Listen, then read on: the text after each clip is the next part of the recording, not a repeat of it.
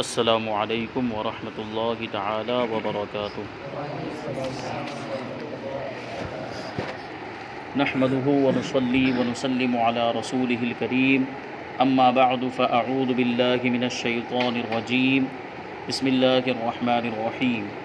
ان الله وملائكته يصلون على النبي يا أيها الذين آمنوا صلوا عليه وسلموا تسليما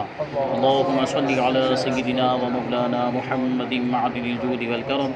وآله الكرام وابنه الكريم وبارك وسلم صلاة وسلاما عليك يا رسول الله صلی اللہ تعالی علیہ وسلم۔ نماز کے مفسدات یعنی نماز کو توڑنے والی چیزوں کا بیان جاری ہے۔ اس میں سے 15 چیزیں بیان کی گئی کہ جن سے نماز ٹوٹ جاتی ہے۔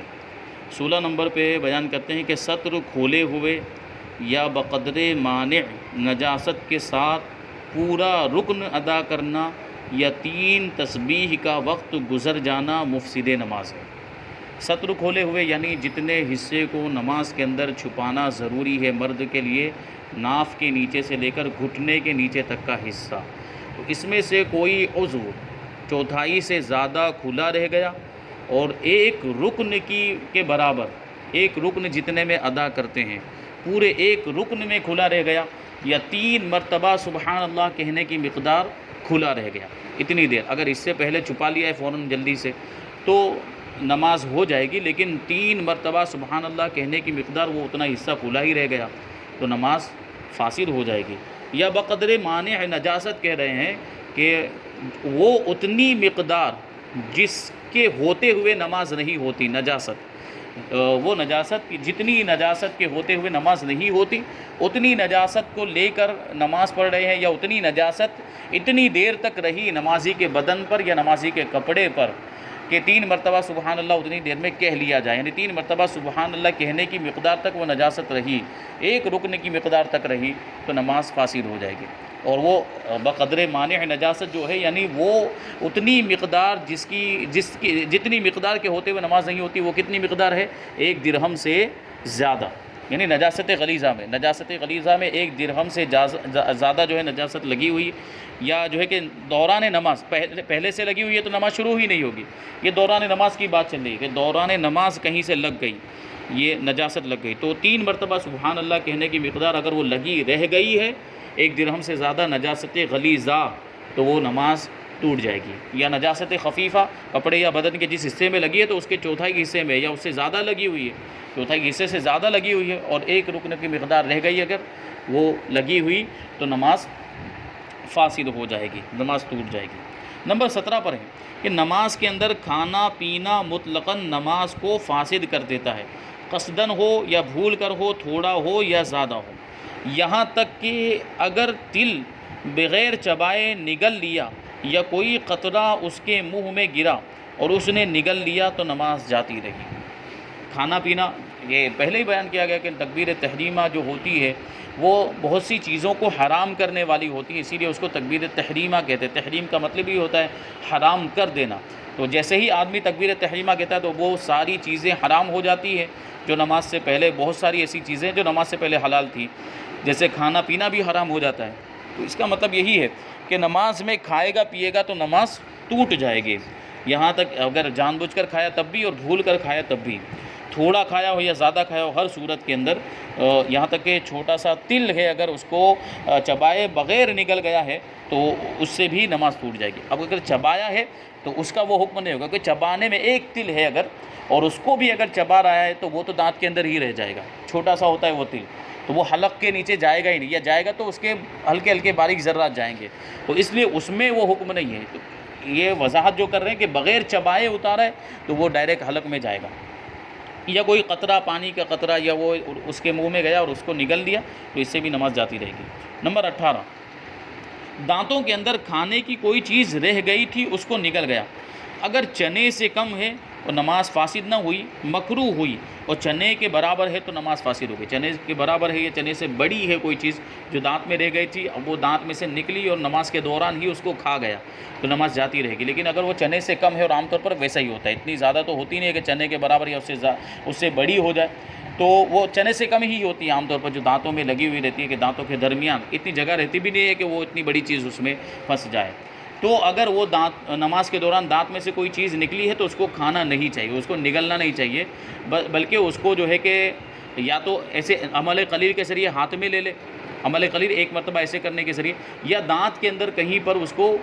روک دے کہ وہیں پر وہ رکی رہے، اور اس کی وجہ سے قرات وغیرہ کے اندر پڑھنے میں کوئی پریشانی نہیں آنی چاہیے. جیسے زبان کے اوپر اگر وہ چیز ہوگی تو اس کی وجہ سے پڑھنے میں پریشانی ہوگی، تو اس کا بھی خیال رکھیں. تو سائیڈ میں کہیں پہ کر دیں، منہ کے کسی کنارے کے اندر اس کو زبان سے سائیڈ میں کر دیں، تو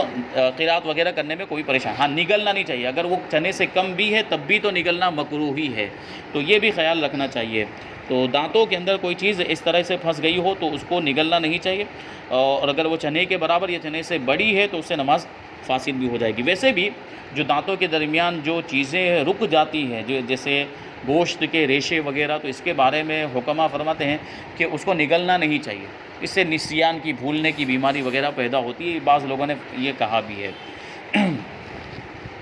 نمبر 9، دانتوں سے خون نکلا. اگر تھوک غالب ہے تو نگلنے سے نماز فاسد نہ ہوگی ورنہ فاسد ہو جائے گی. غلبہ کیا ہے؟ غلبہ، غالب ہونے کا مطلب کیا ہے اس کو بتاتے ہیں. غلبہ کی علامت، یہ جو کہا کہ تھوک غالب ہے کا مطلب تھوک زیادہ ہے اور خون کم ہے تو نگلنے سے نماز نہیں جائے گی. لیکن اگر خون زیادہ ہے اور تھوک کم ہے اور اس کو نگل گیا ہے تو نماز فاسد ہو جائے گی. تو یہ غلبہ جو کہا یعنی زیادہ ہونا، جو کہا کہ تھوک غالب ہے تو اس کا کیا مطلب ہوگا، خون غالب ہے تو اس کا کیا مطلب ہوگا. فرماتے ہیں غلبے کی علامت یہ ہے کہ حلق میں خون کا مزہ محسوس ہو، حلق میں خون کا مزہ، جو کھارا پن ہوتا ہے وہ محسوس ہو. نماز اور روزہ توڑنے میں مزے کا اعتبار ہے، اور وضو توڑنے میں رنگ کا اعتبار یعنی ذائقے کا اعتبار. نماز کے اندر منہ کے اندر اگر وہ حلق کے اندر اس کو نگل لیا ہے اور حلق میں اس کا مزہ، خون کا مزہ محسوس ہو رہا ہے تو نماز بھی ٹوٹ جائے گی. اور روزے کی حالت میں بھی ایسا ہوا، دانت سے خون نکلا اور تھوک میں مکس ہو گیا، پھر اس کو نگل گیا، تو حلق میں اگر اس کا ذائقہ محسوس ہوا، ٹیسٹ اس کا محسوس ہوا ہے خون کا، تو روزہ بھی ٹوٹ جائے گا. لیکن وضو کے معاملے کے اندر، جو وضو میں کہا گیا ہے کہ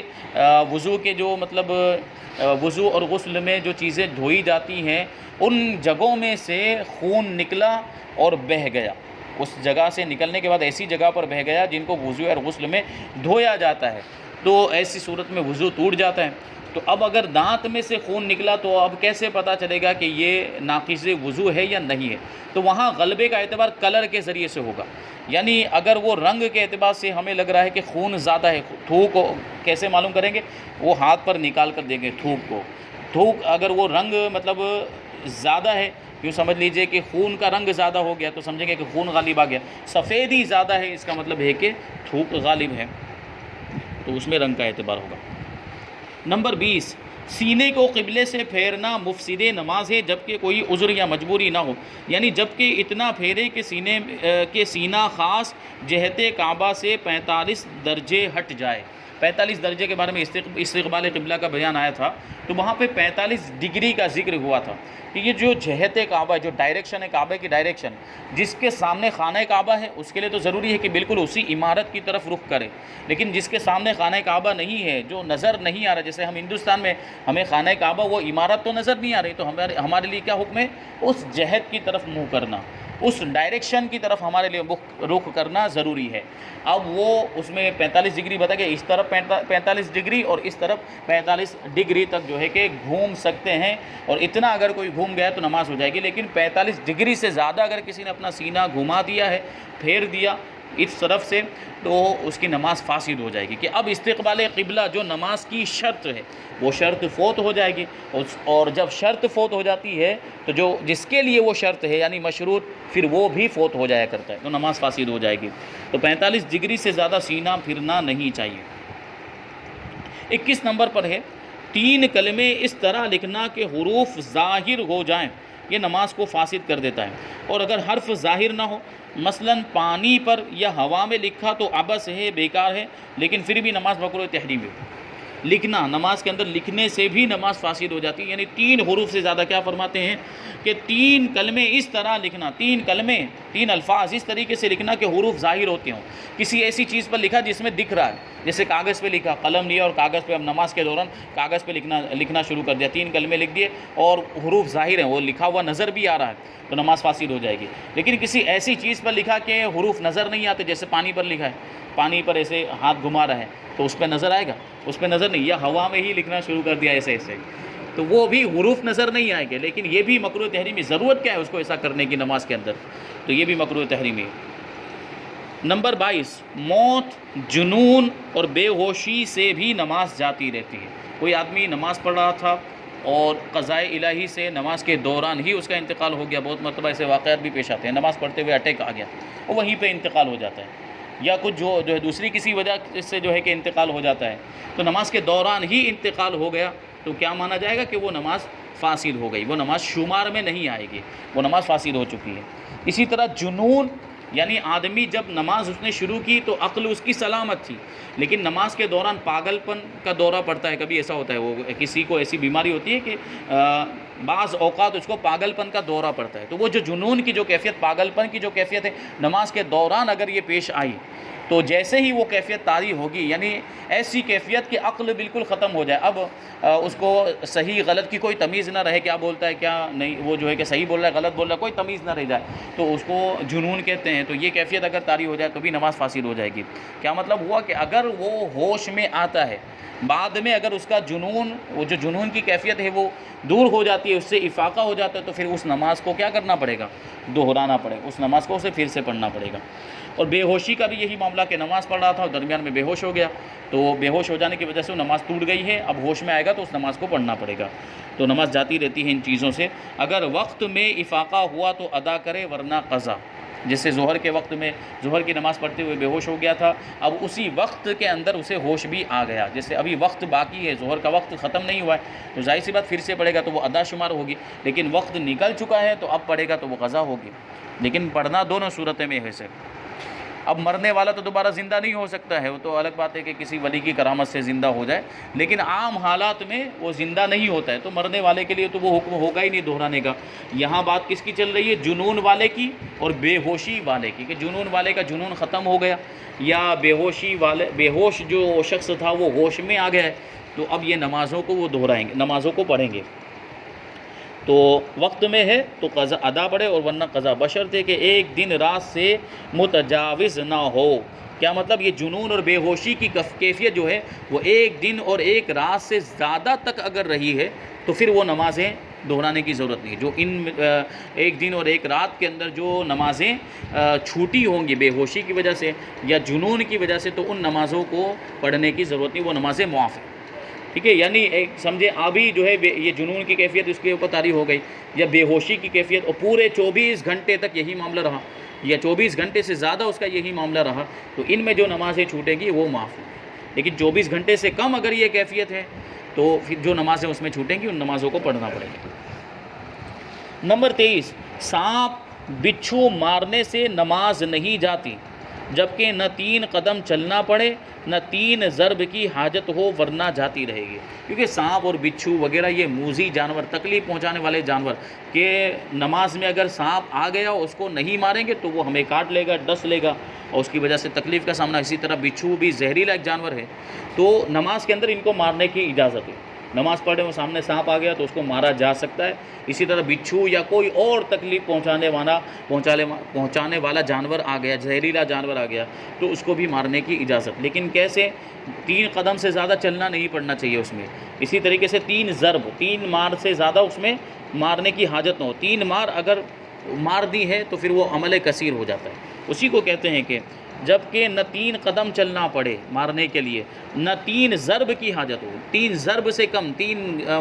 مار سے کم مارنا پڑے تو اس کی اجازت ہے، لیکن 3 ضرب اگر لگا دی اس نے تو یہ عمل کثیر ہو جائے گا اور نماز جاتی رہے گی۔ مگر مارنے کی اجازت ہے اگرچہ نماز فاسد ہو جائے، اگرچہ 3 مرتبہ مارے گا تو نماز فاسد ہو جائے گی، یا 3 قدم چلے گا تو نماز فاسد ہو جائے گی، لیکن پھر بھی اجازت ہے، کیونکہ ابھی بھلے نماز فاسد ہو جا رہی ہے، لیکن اگر نماز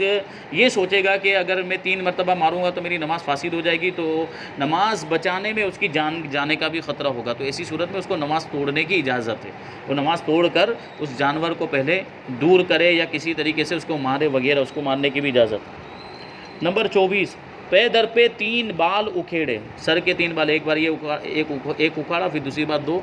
3 بال اس نے پے در پہ ایک کے بعد ایک سر کے بال اکھاڑے نماز کے دوران، یا 3 جوئیں ماری، نماز میں